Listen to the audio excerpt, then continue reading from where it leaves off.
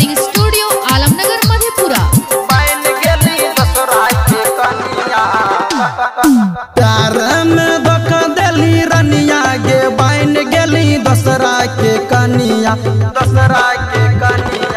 प्यार में धोखा देली रनिया गे बैन गेली दसरा के कनिया उजर के गेली हमर दुनिया गे बैन गेली दसरा के कनिया उजर के गेली हमर दुनिया गे बैन गेली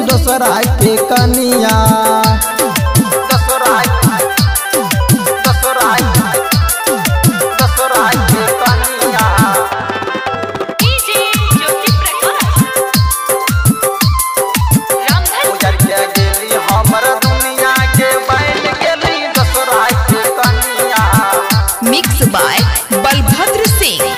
बैन गेली दसरा के कनिया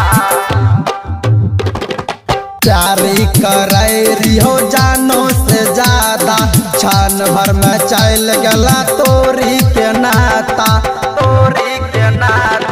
प्यारी करे हो जानो से ज्यादा क्षण भर में चल गला तोरी के नाता भुला गेली प्यार के कहानिया गे बैन गेली दसरा के कनिया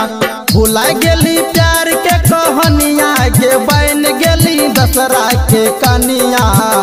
उजर के गेली हमर दुनिया गे बैन गेली दसरा के कनिया उजर के गेली हमर दुनिया गे बैन गेली दसरा के कनिया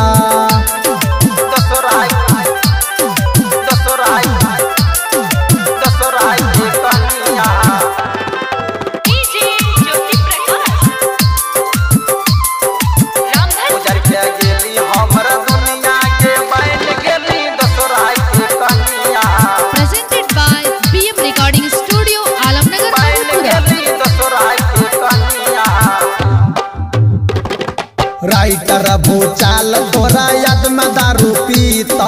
बाल कृष्ण अब गुट गुट के जीतौ राइटर भूचाल तोरा याद में दारू पीतौ बाल कृष्ण अब गुट गुट के जीतौ खत्म कैली प्यार के कहानिया गे बैन गेली दसरा के कनिया खत्म कैली प्यार के कहानिया गे बैन गेली दसरा के कनिया उजर के गेली हमर दुनिया गे बैन गेली दसरा के कनिया उजर के गेली हमर दुनिया गे बैन गेली दसरा के कनिया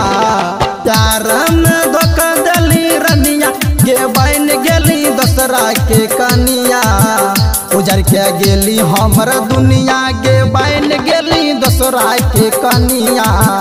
उजर के गेली हमर दुनिया गे बैन गेली दसरा के कनिया।